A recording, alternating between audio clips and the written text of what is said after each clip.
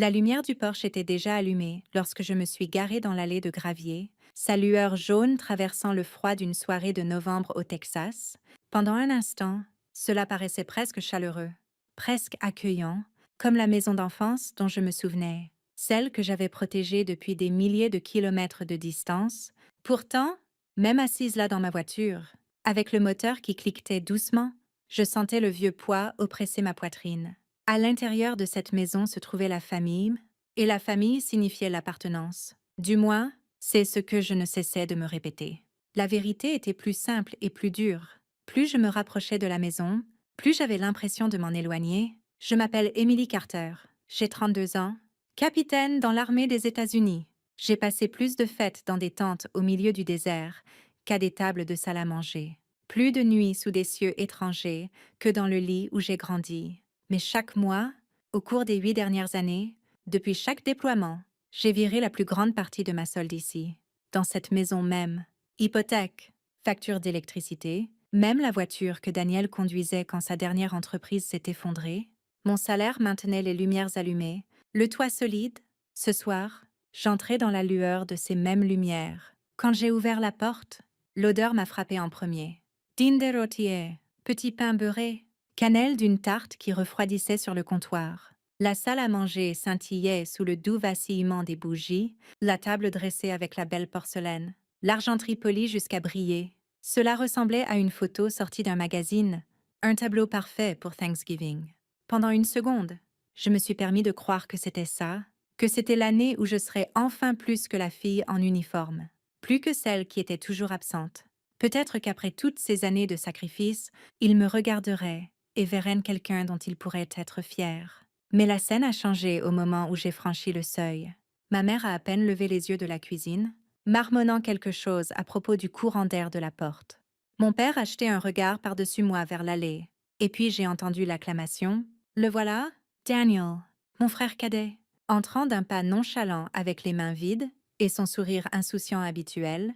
Mes parents se sont précipités vers lui, enroulant leurs bras autour de ses épaules, comme si le héros de la soirée était arrivé. Je suis restée là, tenant encore la tarte que j'avais achetée en chemin, et j'ai regardé les embrassades, les rires.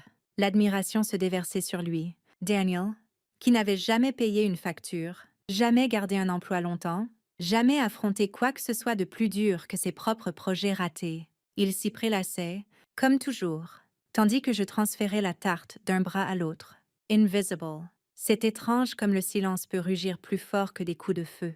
J'avais mené des soldats à travers des embuscades et des attaques au mortier, mais rien ne m'avait autant déstabilisé que cette simple absence. Un accueil manquant, un regard manquant. La table rayonnait de gratitude, mais rien ne m'atteignait, et donc je me suis assise au bout, j'ai souri poliment, et je me suis raconté le même mensonge que chaque année. Ce soir sera différent. Mélissa m'a frôlé en passant pendant que nous commencions à mettre la table, sa voix assez basse pour ne pas perturber les rires qui venaient du salon. « Tu as payé l'hypothèque ce mois-ci? N'est-ce pas ?» a-t-elle demandé, comme quelqu'un demanderait si j'avais pensé à prendre du lait. Pas de malice, pas de gratitude, juste une supposition aussi routinière que la respiration. J'ai hoché la tête sans lever les yeux. Les assiettes pesaient lourd dans mes mains, non pas à cause de leur poids, mais à cause de ce que portait la question. 8 ans? 8 ans à virer mes chèques de solde depuis des bases outre-mer, depuis des avant-postes dans le désert où le vent m'écorchait la peau à vif. 8 ans à voir mes hommes s'endormir en gilet pare-balles pendant que je restais sous une lanterne à remplir les formulaires qui transféreraient presque chaque dollar gagné ici, dans cette maison, à cette famille. Je me souviens de la nuit où la facture de l'opération de mon père est arrivée. J'étais en Afghanistan, accroupie près d'une radio, encore tremblante après l'explosion d'un engin explosif improvisé qui avait secoué notre convoi des heures plus tôt. La connexion était grésillante, mais j'ai réussi à lire les numéros, m'assurant que l'hôpital soit payé en totalité. Je n'ai pas dormi cette nuit-là, mais je savais que mon père se réveillerait pour une nouvelle journée. Et Daniel, mon Dieu, Daniel. Sa voix m'était parvenue aussi par appel satellite, non pas pour demander si j'allais bien, mais pour supplier pour un autre prêt. Une idée de food truck, une application qui n'avait jamais quitté le carnet de croquis, des crypto-monnaies qui disparaissaient aussi vite que le soleil du désert. À chaque fois, j'envoyais l'argent, et à chaque fois, quand ça échouait, Nos parents lui tapaient dans le dos, l'appelant visionnaire, entrepreneur, notre espoir pour l'avenir. Pendant ce temps, quand je rentrais avec une médaille épinglée à mon uniforme, mon père ricanait. Jolie décoration, mais les décorations ne paient pas les factures. Il ne savait pas, ou choisissait de ne pas savoir, que ces factures étaient déjà payées avec le même chèque qui avait acheté mon uniforme. Le même chèque imprégné de sable et de sueur. Il y a une étrange solitude à être essentielle, pourtant invisible. Il s'appuyait sur moi chaque mois, chaque urgence. Pourtant, il parvenait à me traiter comme l'enfant qui ne comprenait pas le monde réel. Ce soir, assise à leur table à nouveau, j'ai réalisé à quel point cette faille était profonde, celle entre ce que je donnais et ce qu'il choisissait de voir. Et quelque part à l'intérieur, sous le silence, une question a commencé à pulser. Combien de temps peux-tu continuer à donner à des gens qui n'admettent jamais une seule fois qu'ils prennent? La table se remplissait lentement, les chaises grattant contre le bois, le bourdonnement de la conversation s'installant comme un faible courant sous le ventilateur de plafond, les assiettes passaient, les mains se croisaient. Mon père s'est éclairci la gorge, le signal que la prière allait commencer. J'ai baissé la tête avec les autres, les doigts entrelacés, bien que mon esprit soit loin des mots. Sa voix a résonné dans la pièce. Seigneur, nous te remercions pour ce repas, pour avoir réuni notre famille, pour les bénédictions de la santé et du foyer. Pendant une seconde fugitive, j'ai pensé que peut-être, juste peut-être, il dirait mon nom, reconnaîtrait mon retour après des mois d'absence. Au lieu de cela, ses yeux ont glissé le long de la table vers Daniel, et avec une fierté qui piquait plus fort que n'importe quelle blessure. Il a ajouté « Et nous sommes particulièrement reconnaissants pour notre fils, dont la vision et l'ambition portent l'avenir de cette famille. » Un murmure discret d'amen s'est élevé, mais avant même que je puisse lever mon verre, son ton a changé. Plus fort maintenant, stable, définitif. Emily, tu n'es plus ma fille. Les mots ont tranché l'air si nettement qu'ils ont laissé un écho. Pendant un battement de cœur, je n'étais pas sûre d'avoir bien entendu. Puis le silence l'a confirmé. Le regard de ma mère s'est baissé sur ses genoux. La bouche de Daniel s'est incurvée en ce demi-sourire que j'avais vu trop souvent. Le sourire de quelqu'un qui gagne une partie qu'il n'a jamais eu à jouer. La pièce a retenu son souffle. Une fourchette a glissé de la main de quelqu'un, claquant contre la porcelaine. Les chaises ont grincé.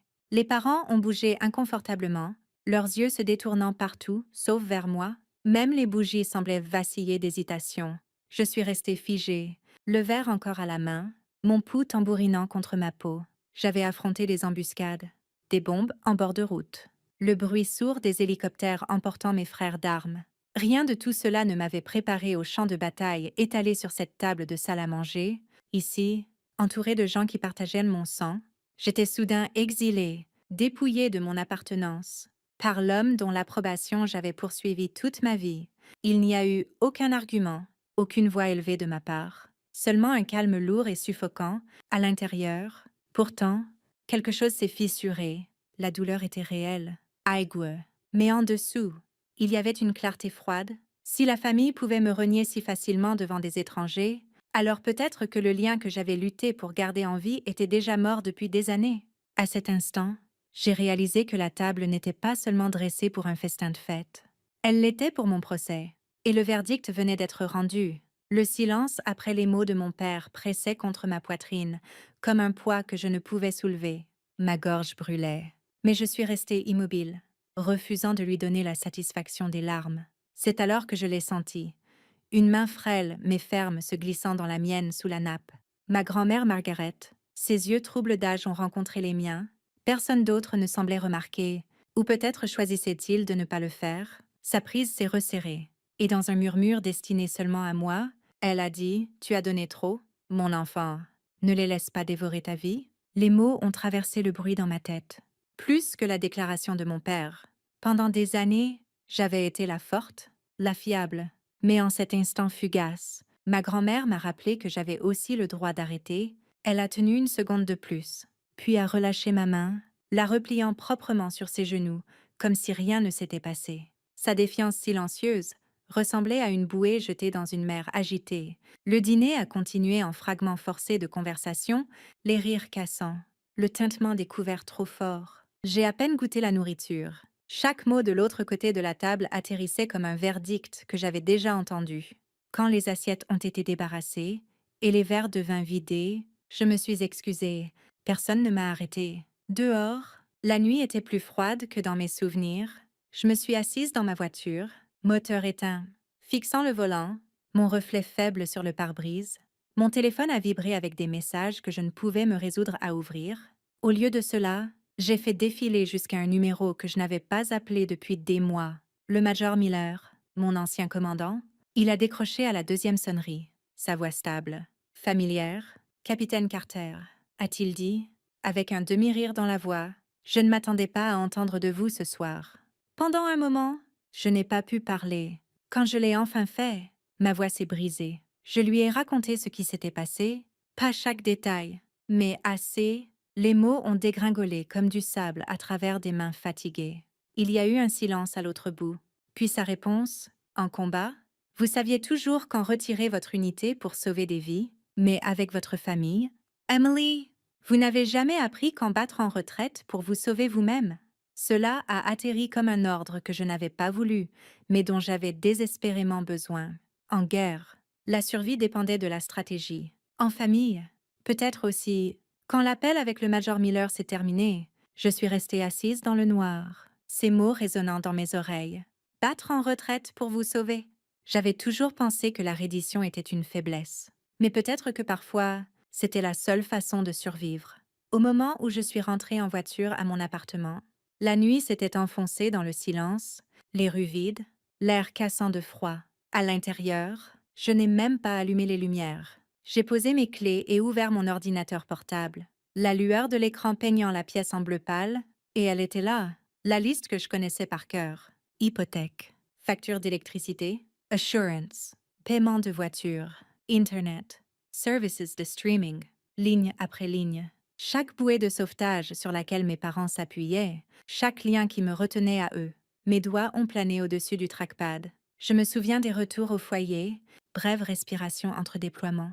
Quand j'arrivais dans cette maison même que je payais, au lieu d'un accueil, j'entendais la voix de mon père. Plate, dédaigneuse.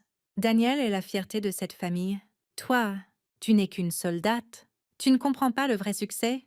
Je restais là en uniforme, médaille épinglée à ma poitrine, et je réalisais qu'il ne me voyait pas du tout. La rage n'était pas bruyante. Elle était silencieuse, stable, presque calme. Une pensée s'est élevée en moi, aiguë et indéniable. S'ils peuvent me rejeter si facilement, alors ils peuvent vivre sans la bouée de sauvetage que je leur ai donnée. J'ai cliqué sur le premier compte, mon cœur battant lentement mais fermement. Hypothèque, annuler le paiement automatique. Une boîte de confirmation a surgi, lettre rouge vif demandant si j'étais sûre. Oui. Ensuite, les factures, gaz, électricité et... Chaque clic comme débrancher une prise, vidant des années de sacrifice de mes veines. Assurance, prêt de voiture, le forfait familial de téléphone, je les ai tous supprimés avec la même précision que celle que j'utilisais autrefois pour démonter un fusil. Enfin, les services de streaming, Netflix, Hulu, les comptes qu'ils regardaient chaque soir pendant que j'étais à l'autre bout du monde. J'ai changé les mots de passe, supprimé leurs appareils, regardé l'écran se rafraîchir. Le silence dans mon appartement semblait plus fort à chaque action, mais il n'était plus suffocant. C'était la libération. Chaque clic n'était pas une vengeance, c'était une délivrance. Une balle à travers une chaîne qui m'avait retenue bien trop longtemps. Au moment où j'ai fermé l'ordinateur, j'ai ressenti quelque chose que je n'avais pas ressenti depuis des années. Le poids se soulevait, l'air revenait dans mes poumons. Pour la première fois, je n'étais plus leur pourvoyeuse. J'étais juste moi, libre. J'ai dû dormir plus profondément que je ne le réalisais, car la prochaine chose dont j'ai eu conscience, c'était mon téléphone vibrant contre la table de nuit, son écran pulsant de lumière. Le matin s'était levé, pâle et froid, le genre d'aube texane qui rendait tout plus net. Plus exposé, j'ai tendu la main vers le téléphone, encore à moitié endormi, pour voir l'avalanche d'appels manqués et de messages non lus. Le premier message vocal était la voix de ma mère, frénétique, aiguë. « L'électricité est coupée. Emily, répare ça tout de suite ?» Le suivant était quelques secondes plus tard. « L'Internet est parti aussi. Qu'est-ce que tu as fait ?» Au troisième, son ton s'était durci. « Ton père est furieux. Sa voiture a été saisie. Viens ici immédiatement. » J'ai laissé les mots me submerger, étrangement détachés, comme si j'écoutais une émission d'un autre monde. Puis l'appel de Daniel est arrivé en direct. Sa voix était brute, furieuse. Tu es capitaine dans l'armée des États-Unis et tu laisses tes parents vivre comme ça? Quel genre de fille? Quel genre de soldate cela fait-il de toi? Je n'ai pas répondu. J'ai juste écouté jusqu'à ce qu'il manque de souffle et que la ligne se coupe. Un bip a traversé le silence, une notification du système de maison intelligente, la maison de mes parents. Celle que j'avais équipée de caméras, d'alarmes et de serrures automatisées. Envoyait des alertes, accès non autorisé, alarme déclenchée. Quelques instants plus tard, un autre message d'un voisin. La police est chez tes parents. Tout va bien? J'ai ouvert le flux en direct. L'image a vacillé, puis s'est stabilisée. 2 officiers se tenaient dans le salon. Mon père rouge de visage et gesticulant sauvagement. Ma mère serrant un téléphone comme une bouée de sauvetage. Daniel arpentant l'arrière-plan en criant à quiconque voulait l'entendre. L'alarme ululait encore faiblement. Un sirène aigu qu'il ne pouvait pas faire taire parce que les codes étaient tous à moi. Pendant des années, j'avais été l'invisible, la pourvoyeuse silencieuse. Maintenant, sans lever le petit doigt, mon absence remplissait chaque coin de leur maison. Le chaos avait remplacé le confort, la sécurité qu'ils avaient prise pour acquise s'effilochait en une seule nuit. J'ai posé le téléphone et me suis tournée vers la fenêtre. Le soleil s'était levé pleinement, déversant la lumière sur le sol de mon appartement. J'ai inspiré profondément, ressentant quelque chose que je n'avais pas ressenti depuis des années. Du soulagement. Ils avaient toujours exigé que je porte leur monde. Ce matin prouvait qu'ils ne pouvaient pas le porter sans moi, et pour une fois, j'étais en paix avec cela. À la mi-matinée, le flot d'appels avait ralenti, mais alors un est arrivé que j'ai presque répondu par instinct, le numéro de ma mère clignotant sur l'écran. J'ai hésité, puis glissé pour écouter. Sa voix tremblait, épaisse de larmes. « Emily, ton père a eu une crise cardiaque. Nous sommes à l'hôpital. S'il te plaît, viens maintenant. » Les mots m'ont frappé comme un coup de poing. Ma poitrine s'est serrée, la culpabilité surgissant en un instant. Malgré tout, il était encore mon père. J'ai attrapé mon manteau, clé en main, et conduit sans réfléchir, l'autoroute défilant en un flou, tandis que la peur pressait contre les bords de ma résolution. Quand je me suis précipitée par l'entrée de l'hôpital, les lumières fluorescentes paraissaient trop vives, l'air stérile et lourd. Je m'attendais à des moniteurs bipants, des médecins se hâtant, un homme luttant pour sa vie. Au lieu de cela, je me suis arrêtée net. Il était là, mon père assis droit dans une chaise dans la salle d'attente, pas branché à des machines, pas pâle ou fragile, mais rouge de visage, agitant les bras, argumentant avec 2 officiers de police, sa voix portée à travers le couloir, en colère, autoritaire, très vivant. Ma mère m'a vue en premier. Elle s'est figée, la culpabilité traversant son visage avant qu'elle ne la lisse en une performance de soulagement. « Tu vois? Elle est là !» a-t-elle murmuré à lui comme si tout cela en valait la peine. Je suis juste restée là. Mes mains, encore tremblantes de la conduite, sont tombées inertes le long de mes côtés. À cet instant, la vérité s'est cristallisée avec une clarté brutale. La crise cardiaque était un mensonge. Un scénario hâtivement écrit pour me ramener dans leur orbite. La panique que j'avais ressentie sur la route s'est évaporée, ne laissant que le vide. Pas de larmes, pas de supplications, pas d'effondrement, juste un calme creux. Comme si mon corps avait enfin décidé qu'il en avait fini de porter ce qui n'était pas à moi. Mon père m'a jeté un regard, son expression vacillant entre fureur et triomphe. Comme s'il m'avait forcé à l'échec et mat. Mais tout ce que je ressentais était la distance. Des kilomètres entre nous, bien que nous ne soyons qu'à quelques pas, je me suis tournée lentement, le son de sa voix s'estompant derrière moi, chaque pas éloignant un autre fil de leur emprise. Le mensonge ne m'avait pas brisé, il les avait démasqués. Pour la première fois, je n'étais pas leur soldate, je n'étais pas leur fille sur commande. J'étais simplement libre. Je n'ai pas regardé en arrière en poussant les portes coulissantes de l'hôpital. Le vent texan vif m'a saisi immédiatement, fouettant mon visage, tirant au bord de mon manteau d'uniforme.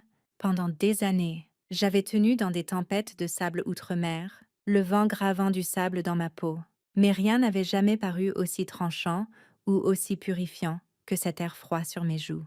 Je me suis arrêtée sur les marches, inspirant longuement.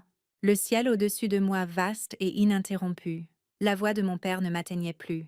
Le mensonge qu'ils avaient fabriqué pour me ramener avait éclaté sous son propre poids.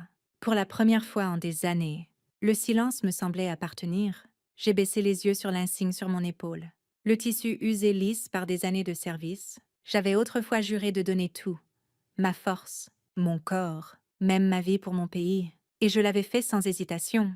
Mais en me tenant là, j'ai réalisé le vœu que je n'avais jamais prononcé, celui dont j'avais le plus besoin pour protéger mon propre cœur. J'ai juré de défendre une nation avec ma vie. Ai-je murmuré au vent? Mais à partir de ce jour, je jure de me défendre moi-même contre la famille qui m'a brisée. Ce n'était pas de la défiance, ce n'était pas de l'amertume, c'était la vérité. Une vérité que j'avais fuie, une vérité que je pouvais enfin porter sans honte. Parce que parfois, les blessures les plus profondes ne viennent pas d'ennemis en uniforme ou d'étrangers sur des sols étrangers. Elles viennent des gens qui partagent votre nom de famille, ceux qui vous sourient à travers une table de fête, tout en découpant des morceaux de vous. Et s'il y a une chose que le champ de bataille m'a apprise, c'est ceci. La survie n'est pas de s'accrocher à ce qui vous détruit. C'est de s'éloigner, même quand chaque voix dit de rester. Je suis allée à ma voiture, le poids sur ma poitrine plus léger qu'il ne l'avait été depuis des années. Derrière moi, les portes de l'hôpital se sont refermées, scellant le bruit, les mensonges, les exigences sans fin. Devant moi, une route vide et ouverte. Et donc je vous laisse avec cette question, celle à laquelle j'ai dû répondre moi-même. Si le jour vient où votre propre famille vous tourne le dos, continuerez-vous à leur céder des morceaux de vous-même? Ou choisirez-vous enfin la liberté? Cette histoire a peut-être touché quelque chose de profond en vous. Avez-vous déjà affronté un moment où la famille vous a blessé plus que des étrangers ne le pourraient? J'aimerais entendre vos pensées. Partagez vos sentiments dans les commentaires et dites-nous d'où dans le monde vous regardez. Votre voix compte ici. N'oubliez pas de vous abonner à Rêve de vengeance pour plus d'histoires qui révèlent les liens qui unissent et le courage de les briser.